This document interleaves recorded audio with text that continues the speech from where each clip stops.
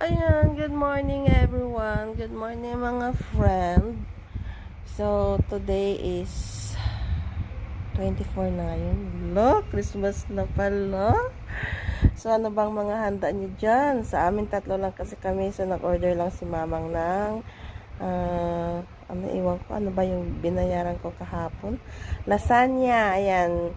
Actually, marunong naman ako magluto. Kaso, sabi niya, o-order na lang kasi tatatlo lang naman kami. O, di ba? Less pagod. So, yung lulutuin ko lang ngayon, yung mga madali lang, yung konting ulam, tapos dessert, yan lang. So, sa inyo ba, ano ba yung mga handa nyo? Merry Christmas sa ating lahat, guys.